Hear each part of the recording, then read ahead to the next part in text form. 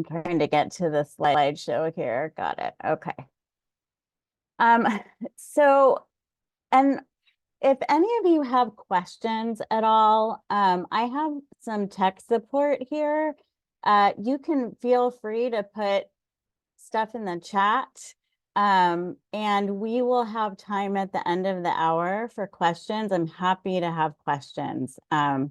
This is really a collaborative series, so I love hearing from people. And, we did a couple weeks ago, well, I guess it was just last week, we did Jen's talk, Jen Panhorst. Jen and myself actually did a talk on models of supervision. And so this today is going to focus on trauma-informed supervision and kind of hone in on ways to introduce trauma-informed concepts into your supervision. So that's what we're going to talk about today. And as always, I would love to hear from anybody who has suggestions or comments, because I know we're all professionals here. So here's the CEU form, or just not the form, but just directions. It just says that it'll close within 48 hours. So the best thing to do is to do it right away, right after the talk is over. Because after that 48 hours, you're not going to have access to it. So I don't have any financial arrangement related to the content of this activity. And the views expressed in this presentation are not necessarily those of the University of New Mexico. So just need to get those disclaimers out of the way. So these are our objectives for today. So I'm going to start with a review of some dynamics of secondary traumatic stress and trauma, and start to talk about, after we do a little review, I'm going to talk about how trauma-informed supervision can alleviate symptoms of secondary traumatic stress or even prevent secondary traumatic stress. And we're also going to talk about how trauma-informed supervision is a really important piece of organizational health. And it's really, it starts with small actions and it spreads out to actions of the organization. And we'll talk about some of those. And I'm also going to talk about actual strategies to do supervision, trauma-informed supervision with your supervisees, as well as certified and credentialed professionals. So when, and we may have some in the audience today, and if we do, welcome. I love having certified and credentialed professionals in these trainings because they're so important. So CNCPs are people like certified peer support workers, certified health workers, community health workers, and there's a big old list, and there's a slide in here with the list and a website if you're not familiar. Many of you may be very familiar with certified and credentialed professionals, but there are resources in this talk to learn more. So first, we're going to talk about dynamics of secondary traumatic stress, and I'm sure this is a bit of a review for a lot of you. So secondary traumatic stress is the emotional duress that when an individual hears about the firsthand trauma experiences of another. So when you are listening to these stories that are difficult and painful and traumatic, that can seep in over time and create symptoms of stress. And it can sort of manifest differently in different people, but people obviously in helping professions are very at risk of secondary traumatic stress. We also call it vicarious trauma, burnout, compassion fatigue. Those are all very similar.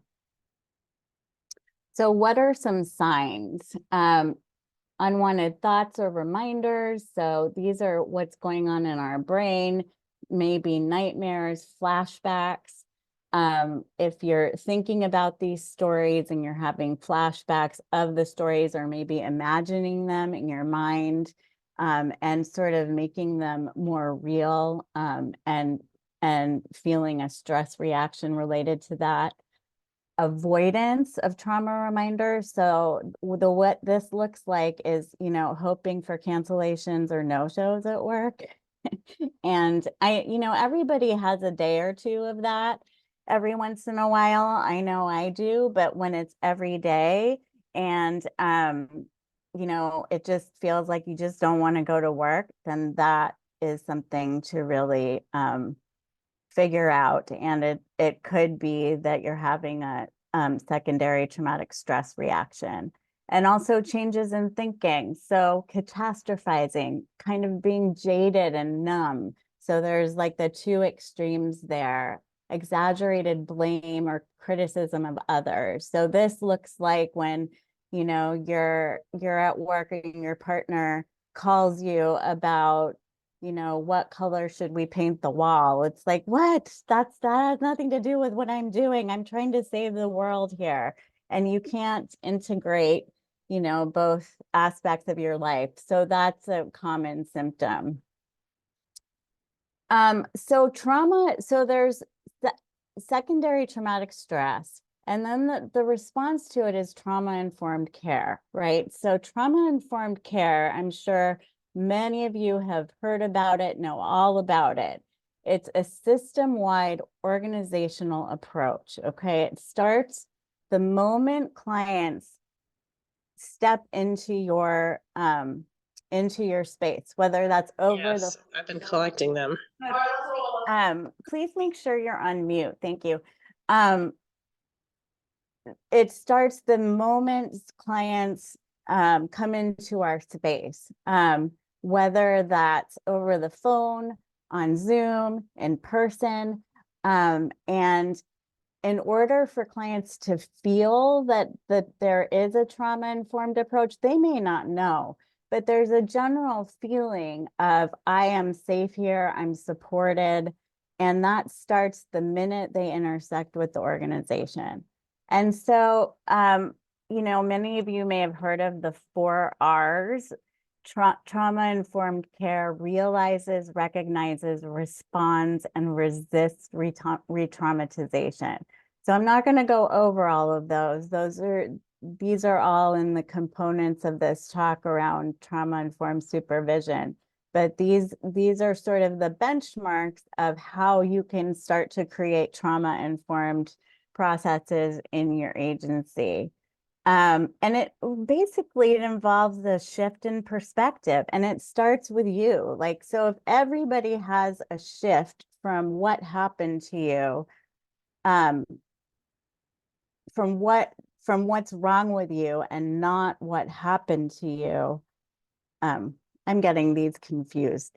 So we want to shift from what's wrong with you to what happened to you, right? The way I have that written is a little confusing. And, there's a book about that. If you put this tagline in Amazon, you'll be able to find it. It's sort of a self-help book, but I find it very, helpful, by Oprah Winfrey and Bruce Perry. So we're going to move from, so the review of this, there's 6 trauma-informed principles, right? Safety, trustworthiness and transparency, collaboration and mutuality, peer support. And in this context, peer support means that a supervisee is getting support from their peers. A supervisor is also getting support from their peers. So it's a little different from peer support workers, which we're going to talk about at the end of the talk. We also want to make sure we are talking about cultural factors and being empowering and giving people voice and choice. So these are trauma-informed care principles, okay? So what trauma-informed supervision does is it takes those principles and bakes them into supervision. And so that's what we're going to talk about.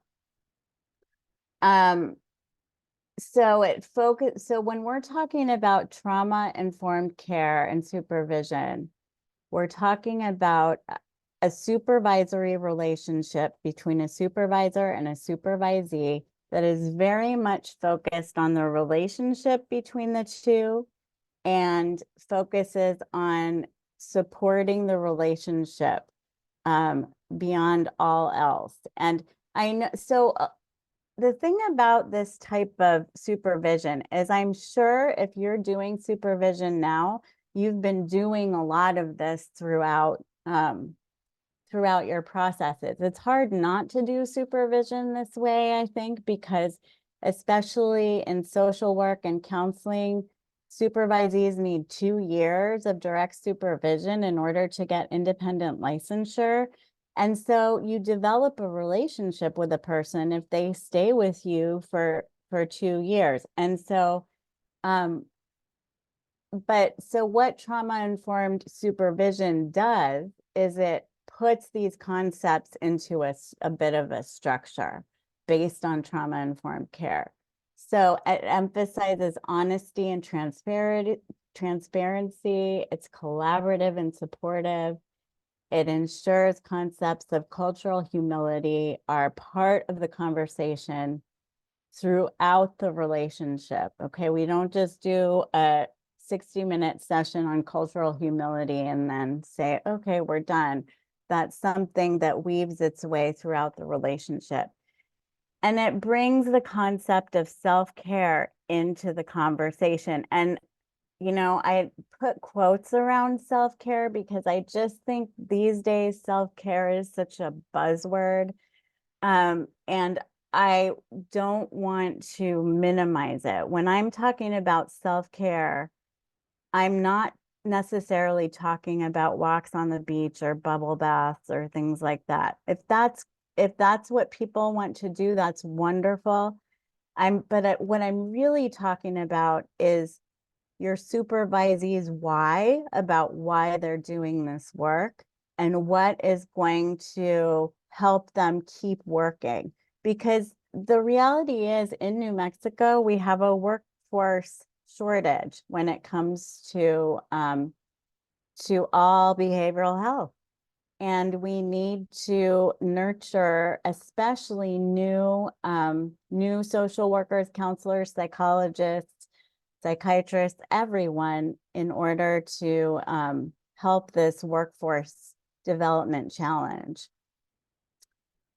So how can trauma-informed supervision reduce and prevent secondary traumatic stress? It's important that supervisors and supervisees know and understand what the different types of trauma are, and the prevalence of trauma, and that trauma really is the expectation, especially when you're working with people who are struggling with you know, chronic mental illness and substance use disorders, and child welfare issues, and the list goes on and on. Understanding trauma responses and coping mechanisms. So what does it look like, especially when a supervisee is struggling and having trauma responses? And what this can look like is a supervisee who is very conscientious normally. You know, you spend a year with a supervisee and they're very conscientious and on top of their work. And then all of a sudden, or not necessarily all of a sudden, it can be gradual. They might stop coming to work. They might be canceling sessions a lot or not showing up to supervision. So those are some of the things that you see, and we're going to go over more of this as we go along. So we're going to go through each principle of trauma-informed care, and see how it manifests in trauma-informed supervision.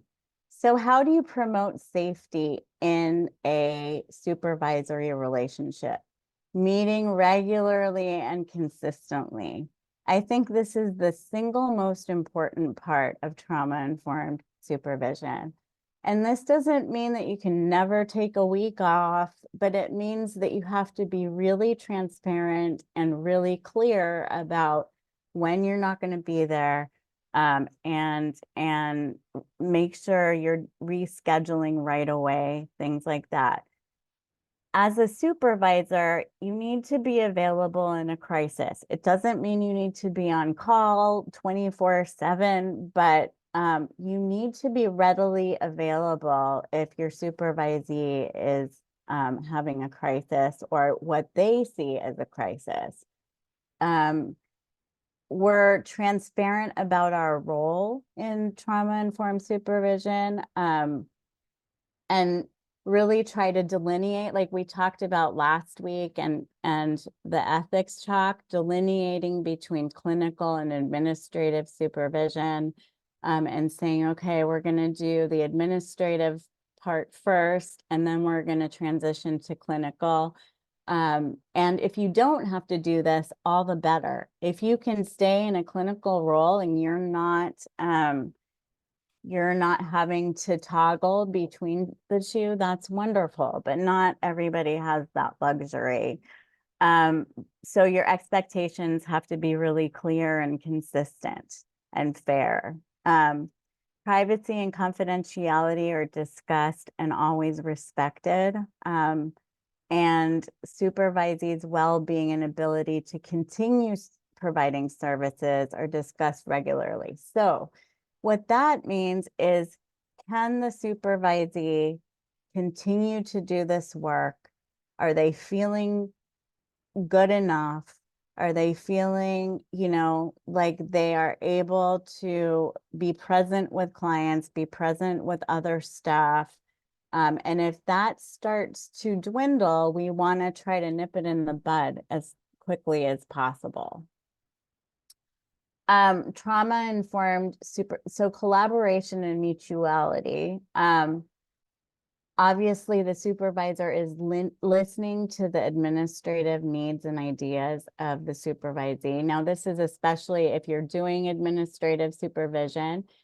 And part of this is bringing ideas of the supervisee to leadership if it's appropriate. If a supervisee who's new and has a good idea, give them credit, obviously, and bring it to leadership.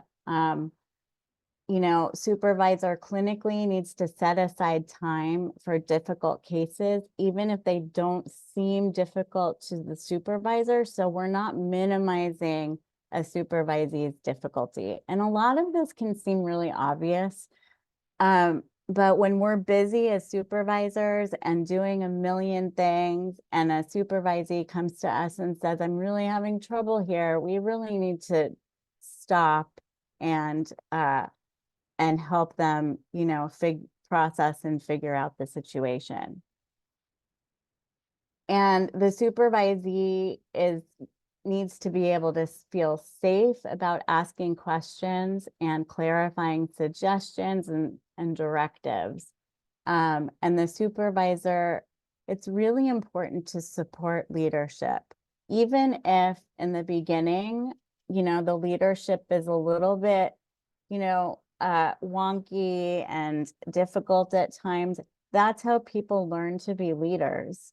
And some of my best supervisions as a young social worker were ones where supervisors pushed me kind of off the ledge a little bit and said, you can do this. And, because one of the best things we can do is help people get out of their comfort zone in a safe way. So trust and transparency, engaging and building in trust from the beginning of the relationship, setting clear boundaries and expectations early in the relationship, and allowing the supervisee to set their own boundaries. And hopefully they can do that without much anxiety.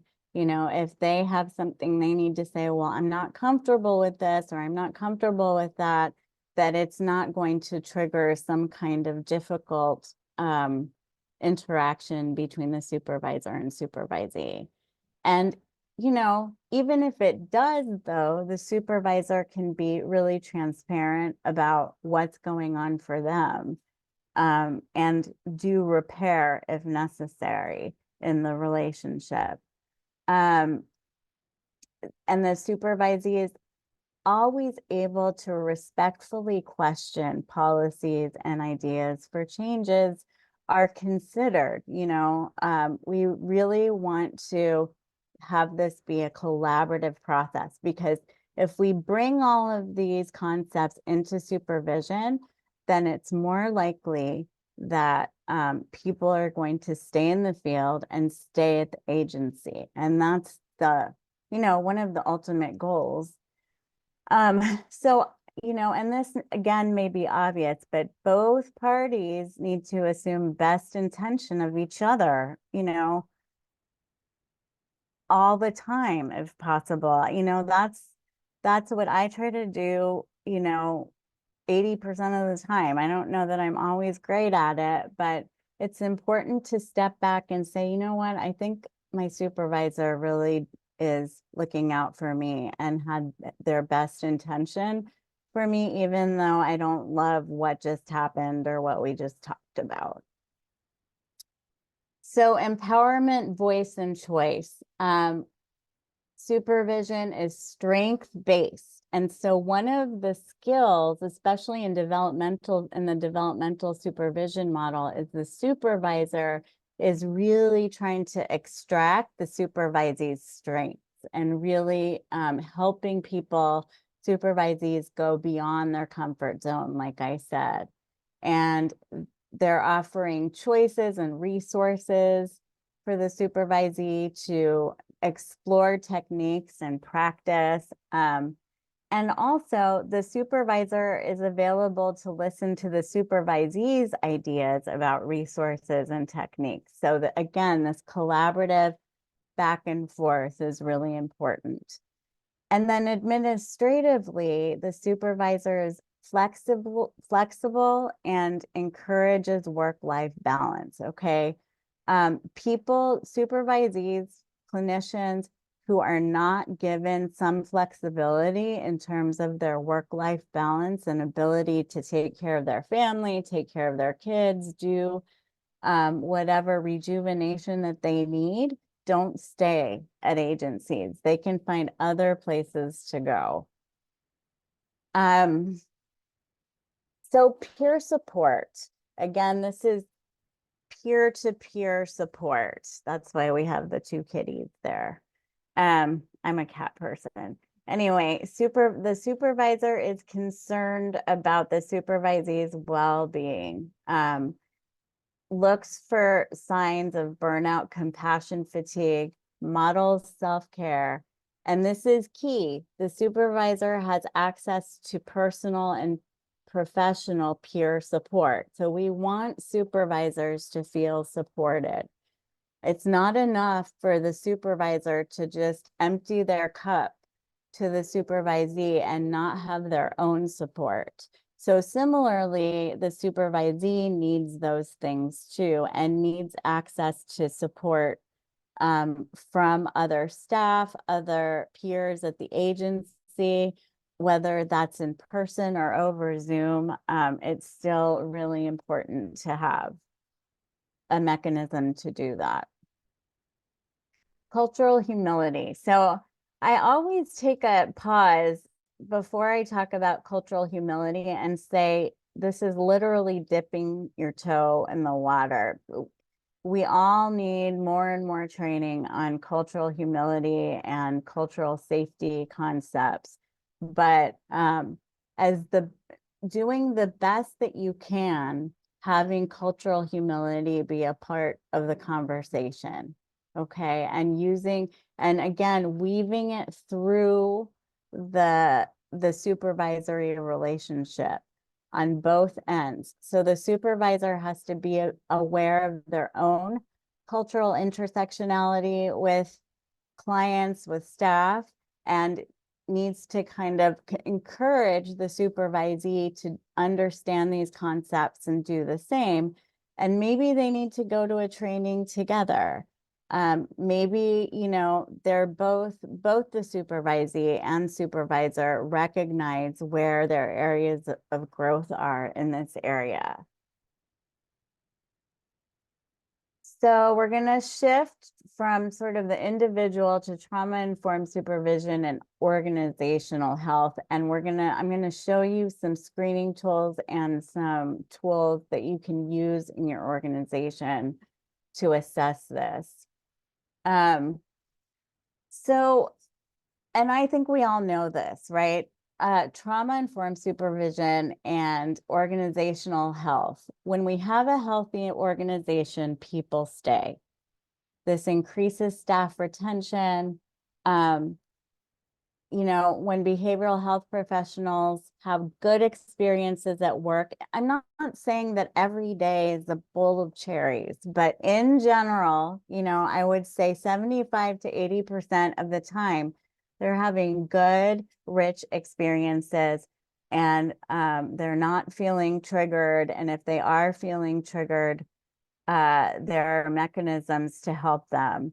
And we want to really hone in on symptoms of secondary traumatic stress and prevent them if we can.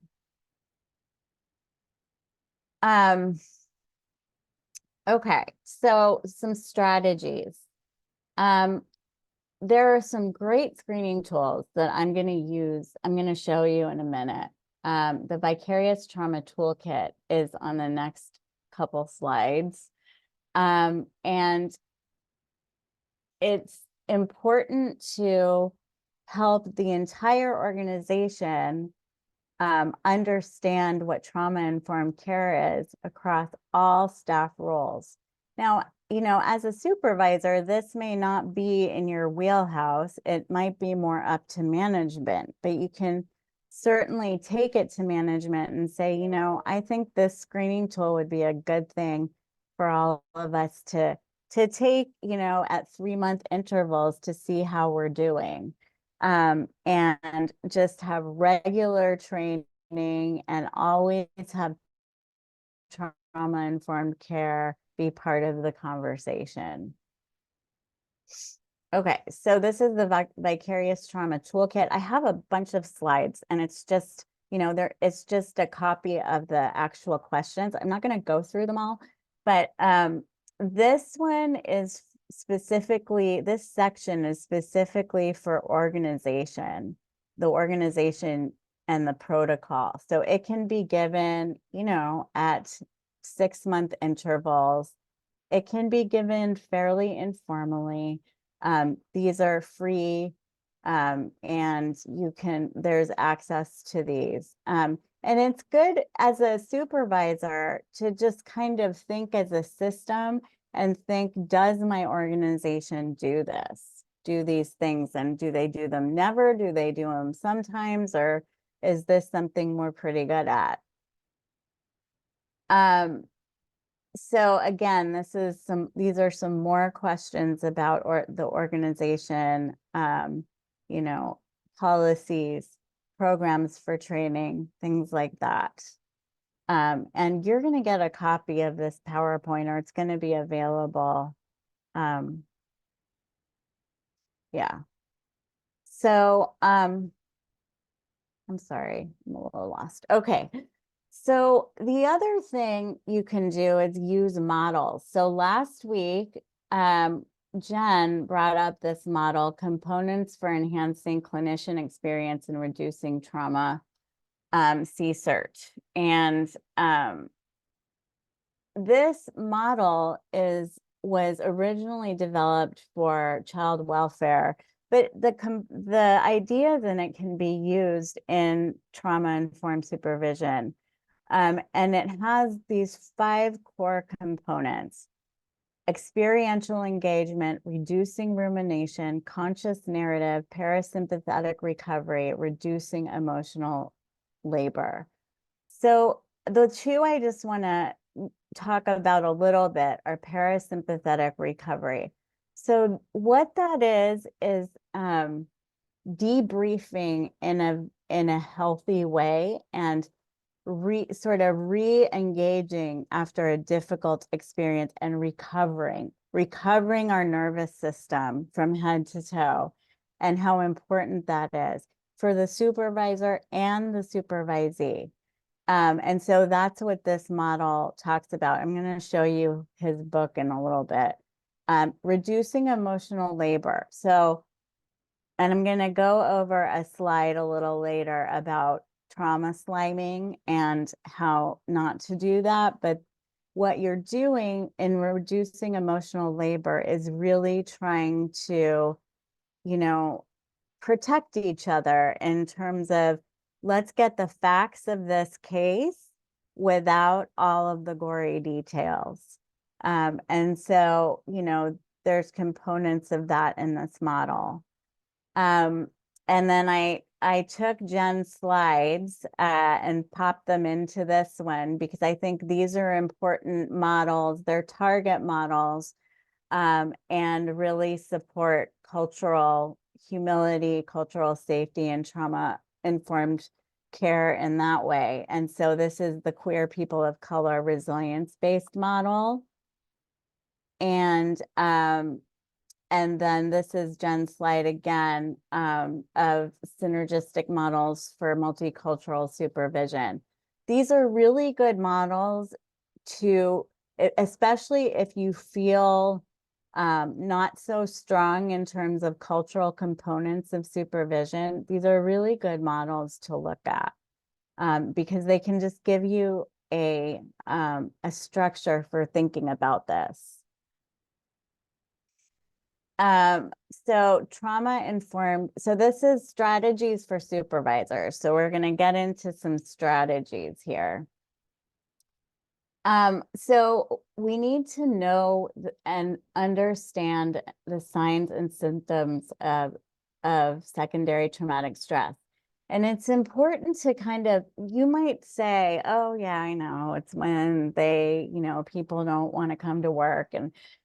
But I think it's important to review these signs and symptoms because some of them are not absolutely completely obvious. You know, I'm doing supervision with someone now who is working with a student who is showing some signs of secondary traumatic stress.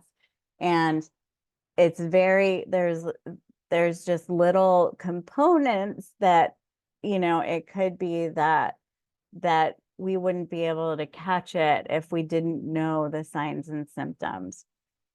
So do regular check-ins, okay? And I know I don't want to get to, in terms of check-ins, there's ways to do this, and I like highs and lows. So you simply ask the supervisee, what are your highs and lows clinically this week? Or like if it's, you know, agency work, administrative work in general, what are your highs and lows professionally?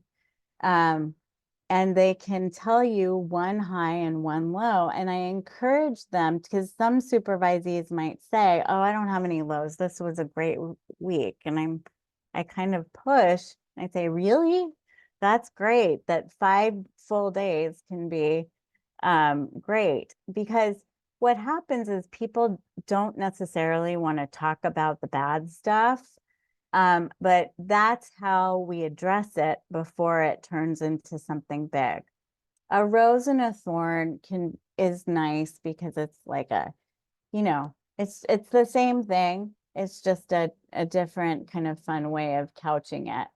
And doing these structured check-ins are just really helpful. And it might seem repetitive, but I get a lot of good information in supervision. And so the way I do it is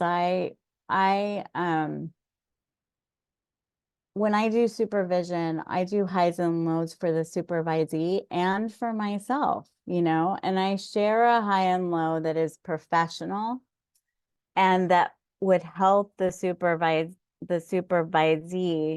you know, with their own work. So I'm not, you know, using my supervisee as, you know, a sounding board, but I'm modeling, you know, this is what's going on for me and this is the way I'm dealing with it. And it's, I always make sure to make it be relevant and professional. So like I said here, structured check-ins do not have to cross over into therapy. Okay, so this doesn't mean you have to be super rigid, but you just always want to be mindful of, are we crossing over into therapy? And if we are, let's try to redirect a little bit and come back into the supervisory space. And if you find yourself hopping over the river into therapy too often, that's when having a discussion about a supervisee getting regular therapy might be important.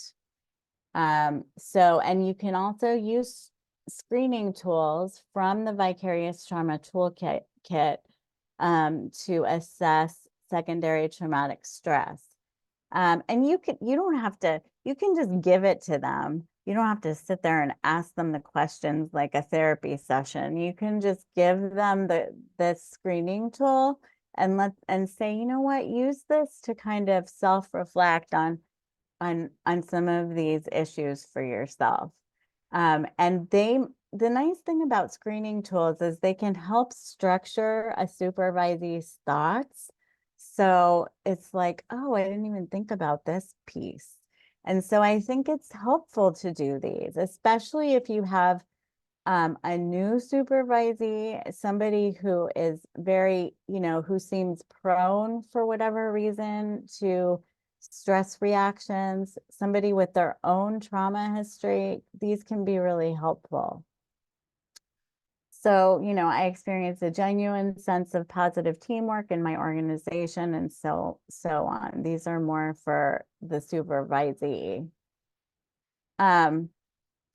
So I see, let me just check in the chat. Yeah, who's saying this? Ayana, thank you. There can be such a fine line between supervisee, supervision, and therapy. Yeah, I agree. It can be, and you just kind of always have to just do your own self-awareness check. And it's not that if you slip into a little bit of therapeutic work, something terrible is going to happen. It's just, let's just shift, do a shift. And if it keeps coming up, then it's time to talk about regular therapy. So let's talk about debriefing around trauma, because I think this is really important for everyone. This is some of the dynamics of it. So some people worry about burdening their colleagues by sharing trauma details. And so what happens is they don't debrief at all. So it's like, everything's fine, fine, fine. We're all fine. And, until it's not fine. And so I would push a little bit if you have a supervisee who's, it's all great, it's all fine, or some flavor of that. I would push and say, sometimes people don't share because they think they have to protect each other and protect their colleagues, and assure them, you don't have to protect me. I have my own mechanisms for getting help and for, getting what I need. And your job is just to let me know what's going on. Teaching supervisees to be intentional about the level of detail they share with other staff. So teaching them early on not to do this thing that we call trauma sliming, okay? And it's important because people don't, especially newer supervisees, don't always know. They think they have to give you all the details or give their colleague all the details of the content of what happened to this kid or what happened to this person. And so the only time I would say that the details are really important are if the supervisee is having a traumatic stress reaction to the specific details. Otherwise, we want to teach supervisees, and in that case, they would be having a one-on-one conversation with you with the door closed and with privacy. With their colleagues, I would, teach that we need to get the content out there and share what's going on without the specific details of the terrible thing that's going on. So notice how you debrief when you hear traumatic stories. So it starts with us, right? How do I debrief when I talk about these stories? And I've been guilty of like talking about the mega details, and then I'm like, why am I telling them this? I have this kind of shift of, I don't need to be saying all this stuff. And so I have had in my career to step back and say, okay, I don't need to share these details. I can just say in general what's going on. And giving fair warning and consent. So giving a warning, this is going to be a hard story. And I have to share this piece because it's important to my supervision question. Asking for permission. Is it okay if I go forward with this? Does anybody, need to take a break before I move forward? Things like that. So there is so this is called low impact debriefing.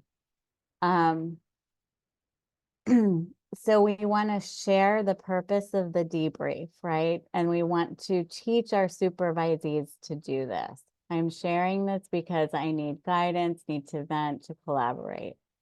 Limited disclosure. And I'm not saying we need to always protect from every detail. I'm saying just do this consciously and teach your supervisees to debrief consciously.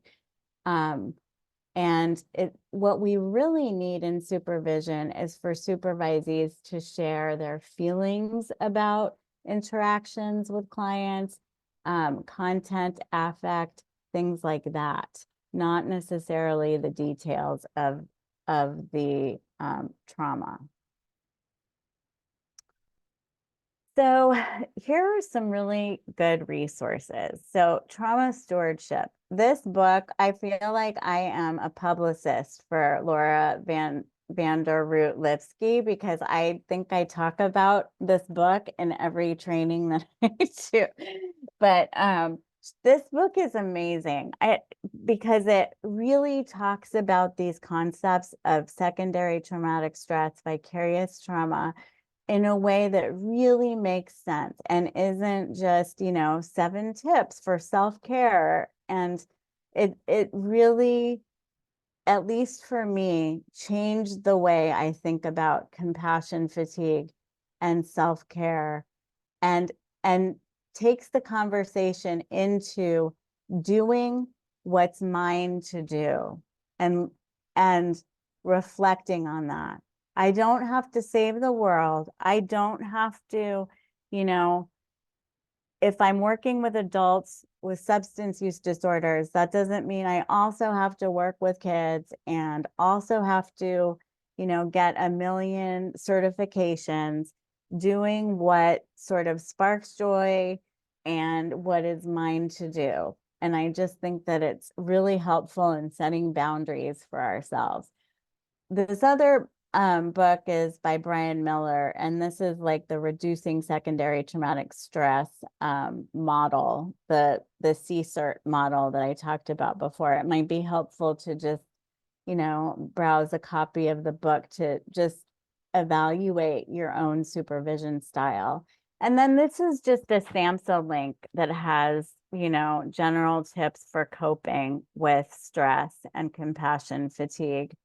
That you can give to supervisees and on. And, I tell supervisees to read trauma stewardship, especially if they're working in a field where there's a lot of trauma, because I think it's important. Yes, Jen. Yeah, we had gotten some questions about sharing this PowerPoint. Mm-hmm. And so is that something that we can, we have a PDF of it right now, or should people email you? People can email me, I can make one. Okay, great. Yeah. I'll put your email address in the chat. Okay, thank you. Okay, so we just spent some time talking about resources, and if anybody has any other resources for this kind of work, please, put them in the chat, and then at the end we can take some questions.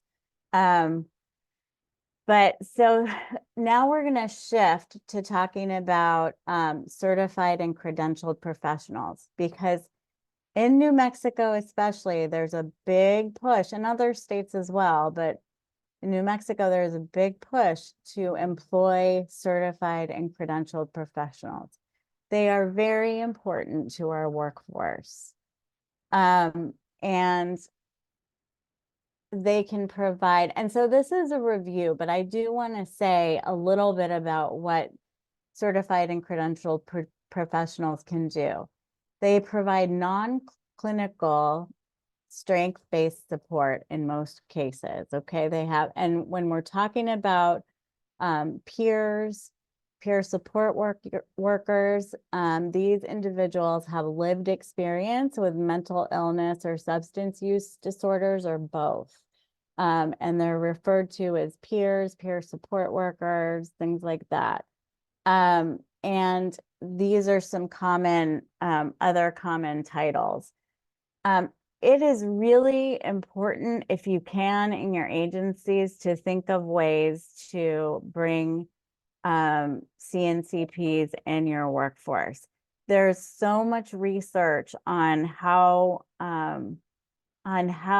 much success there is with people with substance use and recovery issues, who intersect with peer support. They do better, and they do really well.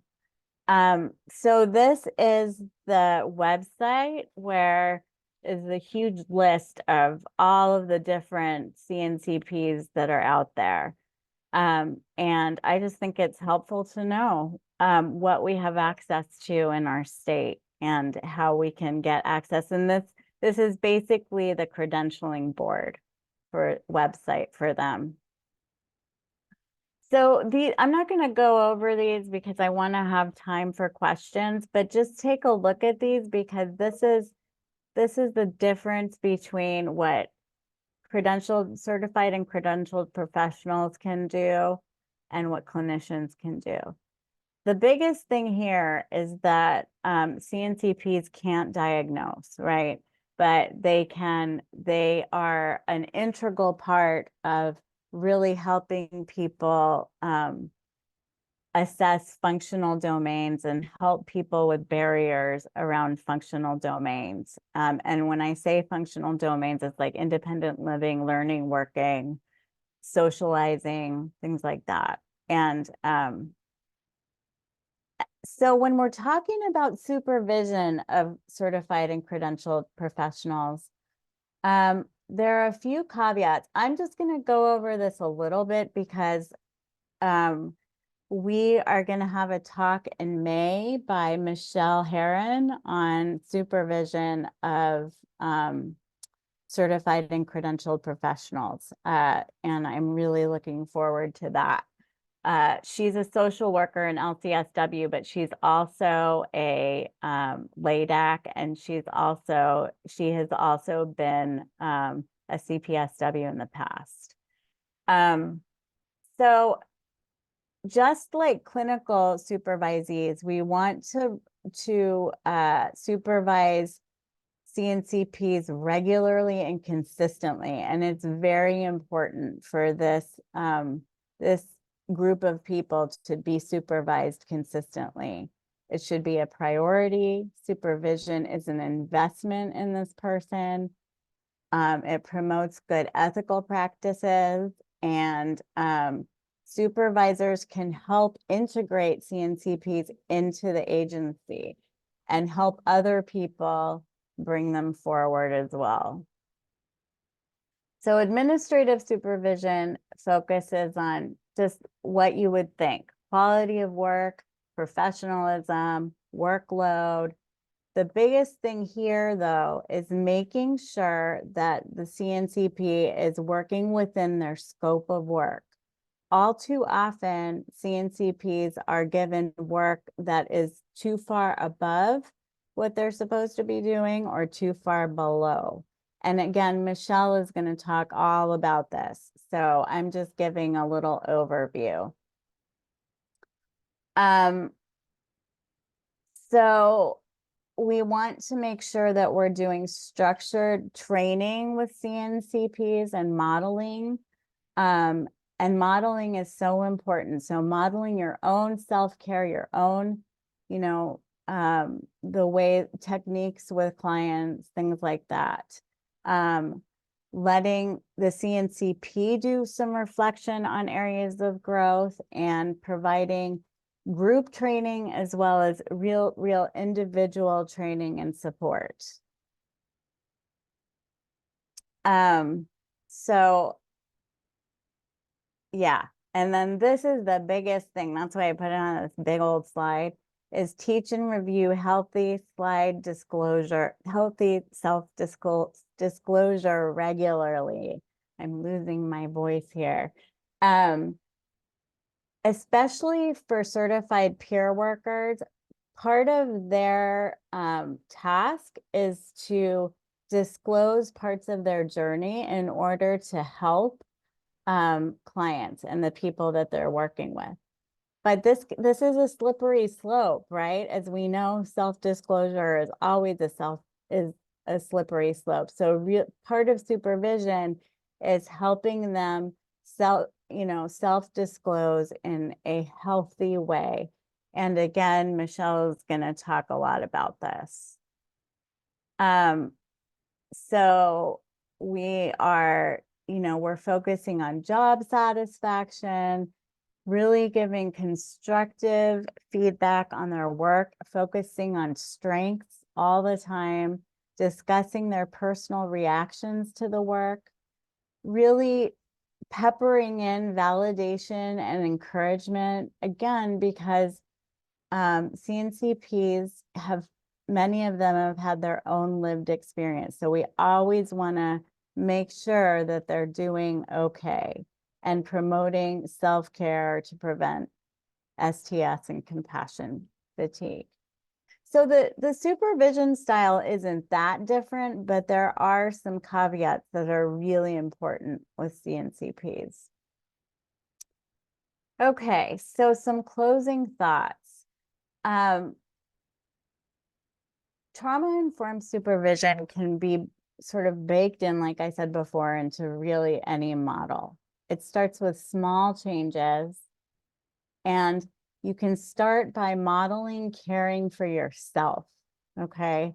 And really modeling that. So not doing the age-old thing of, I'm going to come to work sick, I'm going to come to work when I don't feel well or I'm not present, because I have to, and because I have to, I have to be there. I'm the only one who can be there. Really using your own boundaries as a modeling place for your supervisees is really important. And so just as you reflect on this talk, think about what you're doing well and where your areas of growth are in terms of supervision and how you do it. So here's the references, and now is a good time for questions. So if anybody has questions, let me while we do questions, I'm also gonna go over these end slides just so that we have time.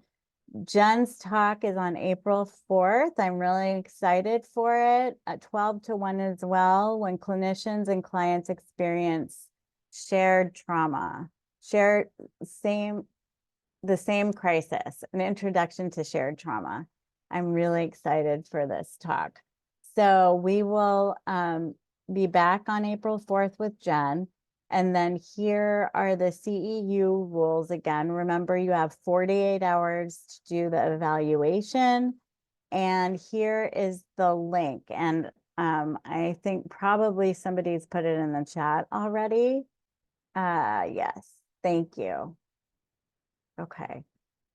So does anybody have, we have a couple minutes left. Does anybody have any questions, anything they want to share? Resources?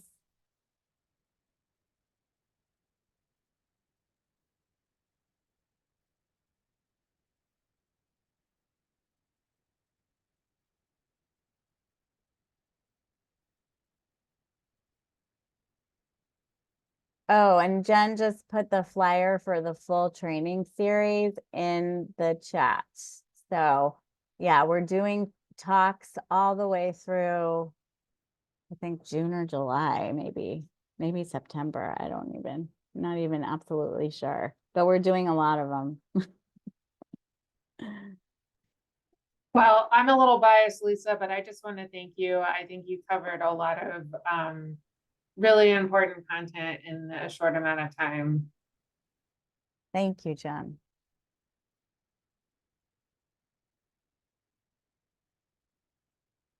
So if you all are set up with the evaluation and your CEUs, you don't have any questions, we're pretty much done. Let me see.